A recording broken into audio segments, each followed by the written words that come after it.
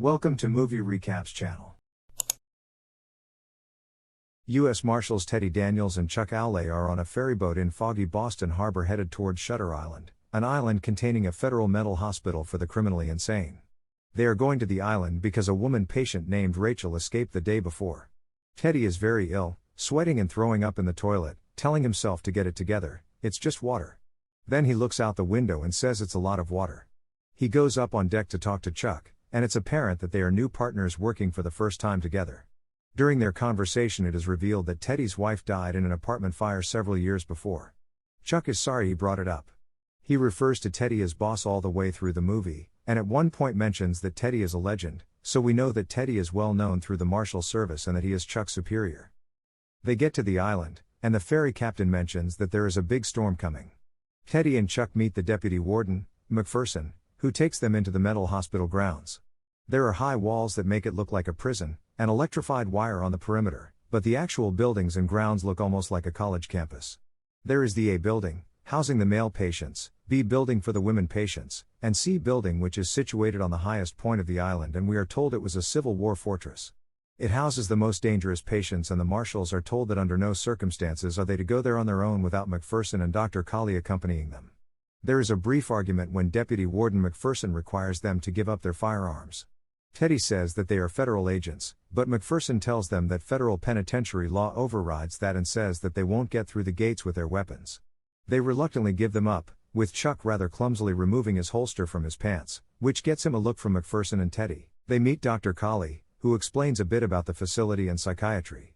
Dr. Colley says that there is a war going on in psychiatry, with one faction who believes in surgical techniques like lobotomies to treat patients, where another side says that the new psychotropic drugs are the way to treat people. He believes that sometimes just listening to a patient and quietly making their life comfortable is the way to go. Teddy still has a splitting headache from the ferry trip, and the doctor gives him some water and some pills that he says are aspirin. He explains that Rachel, a patient, has escaped the night before but says that it's impossible because she seems to have simply vanished through the walls. She is at Shutter Island because she drowned 3 of her children one by one, and then pretended that they had never died. In fact, she believes that she is still at her home at the hospital, and all of the staff and other inmates are merely neighbors or deliverymen that she encounters in her daily life. She refuses to accept that she has killed anyone, or even that her children are dead. They tour the rest of the island, where officers are looking for the escaped Rachel. There is a lighthouse on the other side of the island that is gated off and there are armed guards, which makes Teddy a little suspicious. Teddy makes it clear that his job is to interview staff and patients. He says he needs the personnel records of the staff, but the doctor kind of blows that off. They go to the patient living quarters and interview staff about the night that Rachel left. In her cell, there is a loose floorboard and a handwritten note from her, saying the law of 4. Who is 67. The staff are less than helpful at the meeting that Teddy and Chuck have to ask about her, but do note that she had attended group therapy right before she went to her room and disappeared. During the meeting, it is revealed that she has a staff physician who conducted the meeting, a Dr. Shaheen. When Teddy asks where he is, Dr. Colley says he just left that morning on the ferry to go on a long-planned vacation. Teddy is incredulous that a dangerous mental patient has just escaped, there's a lockdown, and her doctor is allowed to just go on vacation. Things definitely look suspicious at this point. There are a series of dream sequences interspersed, flashbacks about Teddy's time in World War II as a soldier, and Teddy often has internal conversations with himself in which his dead wife, Dolores, talks to him and gives him advice. In one flashback, Teddy's unit is the first to liberate the Dachau concentration camp. There are many dead Jews. Teddy is especially moved by a dead woman and her dead daughter in her arms in the middle of a pile of dead bodies. Teddy remembers watching the German camp commander attempt suicide by shooting himself, but he only wounds himself, shooting himself in the side of his face. The German tries to reach his gun to finish the job, but Teddy slowly slides the gun away with his foot just out of reach of the German, watching him suffer before he bleeds to death. In other dreams, his wife discovering that he has a lot of empty bottles of alcohol that he has hidden around the house. He explains that the things he saw while in Germany are the reason why he drinks so much. After the meeting with staff, Dr. Colley has Teddy and Chuck over to his mansion on the island to have a cigar and something to drink. When they arrive, there is a Dr. Naring in the den, and he seems to be Dr. Colley's superior. Teddy takes an instant dislike to him when he notices a faint German accent, and the two verbally spar for a little bit. Dr. Naring is amused, commenting on Teddy's remarkable defense mechanisms. Dr. Naring calls Teddy and Chuck men of violence, which offends Chuck. But the doctor says he doesn't mean that they are violent men, only that they are men who have seen violence and don't shy away from it if necessary. He correctly surmises that they were both in the army during World War II, and that they weren't raised to run away from violence. Teddy gets angry when they say that they've consulted the board of directors who have refused to release the staff's personnel records, angry enough that Teddy breaks a glass, threatens to end the investigation in the morning and turn his findings over to the FBI, and storms off in a huff. The next day, the storm has hit the island and it is clear the ferry will not arrive. Teddy was only bluffing the night before as he has no intention of leaving without investigating the island some more. Teddy and Chuck have several interviews with the patients who were in the group therapy session with Rachel. They are unhelpful and all seem to be following a script because they say very similar things in their interviews. In one interview, a woman asks Chuck for a glass of water and when he leaves, she grabs Teddy's notebook and writes something very quickly and gives it back to him. He and Chuck leave the hospital grounds and explore the island, ending up at the cemetery. The wind and rain are picking up and they find sanctuary in a cemetery vault. Chuck asks Teddy to level with him. He suspects that the last patient told him something while he was getting her water, and Teddy finally shows him the notebook, and it says run. Teddy finally explains that he was trying to get assigned to an investigation of the mental hospital for some time. He says that a man named Laadis was a maintenance worker at the apartment they lived in and he was the arsonist who set the fire that killed his wife. He got off on a technicality, but later was caught when he killed some other people. He was sent to the mental hospital here. But when Teddy looked into it, there was no paperwork at all for Laadis, and he suspects that there is some greater conspiracy going on. He mentions the Nazi experiments and wonders if his own government is involved in psychotropic drug research as well. He tells Chuck that he came across a prisoner by the name of George Noyce who was actually sent here some time before and he was the one who clued Teddy in that there was some crazy research going on here. Chuck suddenly gets paranoid that maybe in all of Teddy's poking around he alerted the wrong people to his interest in Shutter Island and that maybe they arranged the disappearance of Rachel as an excuse to draw him here as a marshal to investigate where they could make both of them disappear. Teddy is not sure that's possible, but Chuck is pretty convincing and suddenly, the door busts in and there is a car spotlight on them from Depp. Warden McPherson's car. Hess been looking for them and they get in and he takes them back to the hospital. They change out of their wet business suits, and the orderly gives them the staff white uniforms that almost make them look like patients, and he tells them that it will take a day or two to get their suits back. They don't like the whites but take them anyway. The orderly says their cigarettes were ruined, they both smoke a lot, but he gives them 2 new packs of cigs. They meet in Dr. Colley's office again. They argue briefly about the investigation, and suddenly Teddy gets ill again, a migraine. He thinks he'll be okay, but then he starts to fall and Chuck catches him. The doctor gives him a couple of pills, but Teddy doesn't want to take them. Hess really sick, though, and the doctor almost insists that he take them, and he does. Chuck helps him down to the basement with all the rest of the staff to wait out the hurricane-like storm. Just before he dozes off, he sees a sinister-looking guy, who an orderly says is the warden, Ted Levine, the killer from Silence of the Lambs. The warden kind of sneers at Teddy right before Teddy falls asleep. Teddy has another dream sequence with his wife, who tells him that Rachel is on the island, and that he needs to help her. In a dream, Teddy is in Dr. Colley's den, and Laadis in his chair by the fire. Laadis has a really nasty scar running from his right eye down to the left side of his chin, and his left eye is milky white. The next day is kind of chaotic. The backup generators fail, and all of the patients' cell doors were therefore opened. Trees are fallen all over the hospital campus with staff and officers trying to clean up as well as gather up all of the wandering patients. Teddy and Chuck use this as an opportunity to go up to C building while no one is really paying attention to them. The place is really dark inside and they wander around. A patient runs from them and they give chase. Chuck falls behind and the patient grabs Teddy from behind and is choking him. Teddy gets away and beats the crap out of him until Chuck pulls him off. A guard chews out Teddy and has Chuck help him take the patient to the medical center, telling Teddy to take a walk and cool off. Teddy wanders around and finds a row of cells where a prisoner is sitting by himself and saying the name Laadis. When Teddy demands the prisoner look at him, he realizes it is George Noyce, the guy who was a former patient here who told him about what was going on at Shutter Island. Noyce's face is badly beaten. Teddy can't believe he is back here and Noyce is yelling at him that it's all about Laadis, isn't it? He tells Teddy that the only way he can save Noyce is to forget his wife and Laadis and focus on what is going on here. Teddy looks guilty when Noyce tells him it is his fault that Noyce is back here because he kept inquiring about Laadis. Teddy promises that he'll get Noyce out of there. Noyce tells him that Laadis is no longer in C building, but that they have taken him to the lighthouse, where they are planning to do a lobotomy on him. He says that the lighthouse is where they do a lot of their experiments on people who are troublemakers.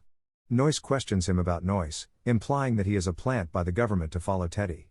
He asks him whether Hess ever worked with Chuck before, and we know that they haven't because they let us know that in the beginning. Teddy finally catches up with Chuck and they head towards the office. Dr. Colley says they found Rachel. They go to her cell and there is a weird scene where Teddy tries to talk to her and she ultimately thinks he is her dead husband and starts yelling at him. At some point, Teddy's dream sequences now include Rachel as the woman with her daughter in the pile of bodies at Dachau. And this time they open their eyes and look at him. The girl asks him why he didn't save her. He says he tried but they, the soldiers, just didn't get there in time. In another scene, Rachel is all bloody but she is at Teddy and his wife's vacation cottage. They go outside and Teddy sees the little girl and picks her up and carries her to the water. The little girl asks him again why he didn't save her and he looks sad. Teddy and Chuck leave and Chuck says he found Lattice's file but there was only his commitment paper in the file which he tries to show Teddy but he won't look at it now because he is intent on reaching the lighthouse. Teddy is acting suspicious of Chuck when he tries to talk him out of going to the lighthouse. They arrive at the cliffs over the ocean and realize they are too far south of the lighthouse. Teddy says he is going to go around and try to get there a different way. Again Chuck tries to talk him out of it because it's dangerous to scale the cliffs when it will be dark soon. They argue some more and Teddy tells him he is going by himself. Teddy gets near the lighthouse but finds that it is late enough in the day that the tide has cut off the lighthouse from the island. He gives up and goes back to where Chuck is to tell him they'll try later. But all he sees is a burning cigarette on the edge of the cliff. It's about 100 feet down to the rocks below. He looks over and sees Chuck at the bottom of the cliff with waves crashing over him. Shocked, Teddy climbs down the cliff but doesn't see Chuck at the bottom. He sees a cave in the side of the cliff with a fire burning inside. When he reaches the cave, he sees a woman armed with a knife. They begin talking and she says she is Rachel, but that she was a doctor at the hospital who found out too much and they committed her and concocted a story that she killed her kids. The other Rachel must be an imposter they used to fool Teddy and Chuck. She says there is a secret government program to test a number of new drugs on the patients to make them sort of super spies or soldiers who don't feel pain and don't have memories that can be tortured out of them if they are captured. She then warns Teddy that they will not let him leave. They will concoct a story that he went crazy. She asks him if he had a serious trauma, his wife dying, and says that they will use that to say that he cracked. She asks him if he has taken any medication. He has, the aspirin for his headaches. She asks if he's eaten at the hospital, or smoked any of their cigarettes. The orderly gave him a new pack when his clothes were all wet. She says that it takes 36 to 48 hours for psychotropic drugs to take effect and make him pliable for them to control. The first sign will be tremors in his hands, which he already has. She also questions whether Chuck is even a marshal, that he is probably a government agent sent to go with him to the island. When Teddy gets back to the road, he sees a jeep pull up with the warden. The warden takes him back to the facility and they have a really weird conversation about being men of violence. The warden tells him that men like them know how to use violence and use it well. He asks Teddy if he were to reach over and try to bite his eye out, would Teddy be able to stop him? Teddy says, why don't you try and find out? The warden smiles and says that's the Teddy he was expecting. Teddy leaves to confront Dr. Colley. Dr. Colley wonders where Teddy has been. Teddy says he'll be leaving and he asks if the doctor has seen Chuck, his partner. Dr. Colley says he came to the island alone, there was no partner. Teddy realizes that they are already starting to put their plan in action by insisting there was no Chuck. He leaves and walks around the grounds, trying to decide what to do next. He sees his wife, who tells him to leave the island and don't go to the lighthouse. She says the lighthouse will destroy him. He decides to blow up Dr. Colley's car to create a diversion so he can sneak down to the lighthouse. He uses his tie from his suit, soaks it with gas from the gas tank, and lights it. As he moves away from the car, he sees his wife and the little girl in front of the car. It explodes around them but they aren't burned at all. He runs out of there to make it to the lighthouse. He swims over to it, and sneaks up behind a guard and overpowers him and takes his rifle. The guard asks him if he is going to kill him and he says no, but hits him with the rifle butt and knocks him out. He runs up the stairs of the lighthouse to the top, checking each room but finding no operating rooms for surgical experiments. He gets to the top and finds Dr. Colley, sitting behind a desk. Teddy holds the rifle on him while he is talking. The doctor tells him there are no bullets in the rifle, and asks him if he killed the guard below. Teddy says no, but the doctor calls down anyway to tell the people below to attend to the guard before they come up. Teddy sees his gun from the beginning of the movie on the doctor's desk. Dr. Colley tells Teddy that he is a patient at the hospital, and has been for 2 years. Teddy doesn't believe him, and says that he is a U.S. Marshal. The doctor says he was one, but after his breakdown 2 years ago he was sent here. He broke down when his kids were killed. Teddy says he doesn't have any kids. Dr. Colley says they have been trying to use the new drug therapy to help him and have been trying to do everything they could to treat him. Dr. Colley tells him that he has been one of the most dangerous patients they have had and that there are some who want to lobotomize him to make him manageable. The whole last couple of days were an attempt to do a massive roleplay to get him to finally realize the truth. He calls in Dr. Sheehan, the doctor from the beginning that went on vacation right after his patient Rachel disappeared. The door opens and it is Chuck. He is a psychiatrist who agreed to play along with Teddy's fantasy and to keep tabs on him. Dr. Colley tells Teddy that his real name is Laetus, and he shows him on a chalkboard that his full name and Laetus's are an anagram, that is, all the letters in his name can be rearranged to spell Laetus's full name.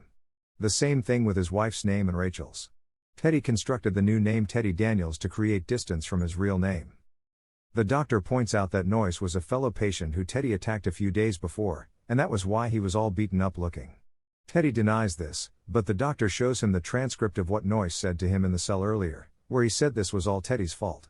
He tells Teddy that the reason why he beat up Noyce was that Noyce called him by his real name. Teddy grabs his gun off the table and shoots Dr. Colley, whose blood splashes against the wall. The next second, there is no blood. Dr. Colley tells him that his gun was a toy gun they gave him when they began the roleplay.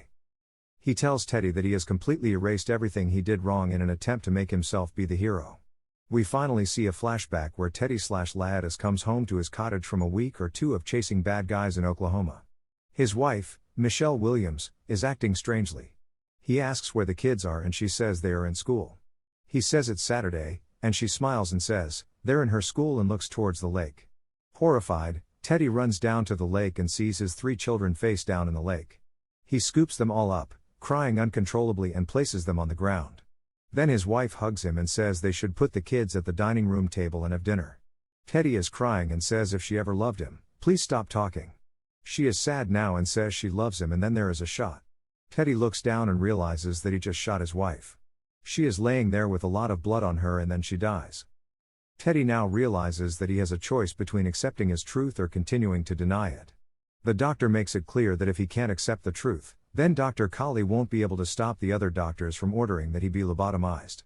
He makes Teddy admit that he blamed himself for not realizing earlier that his wife was having trouble. That he feels responsible for killing his kids because he didn't get her help when she needed it.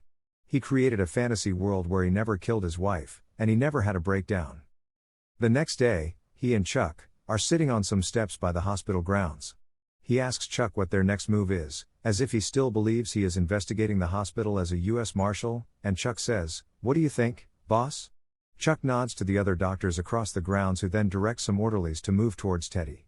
Teddy asks Chuck whether it's better to live as a monster or die a good man. He stands up and willingly goes with the orderlies, as he would rather choose to continue his fantasy than accept the horrors of his reality. Alternatively, he has accepted his reality, but still cannot live with the horrors of it. So now at the end of the film he is actually acting out the fantasy, rather than living it. Effectively, he is cured. However, he still can't live with his memories, so he knowingly forces the doctors to take the decision for physical intervention, either lobotomy, knowing he will no longer have to live with his memories as a compliant zombie thus ending his life as a good man. As contrary in the book, where the author ended the book with him still as Teddy.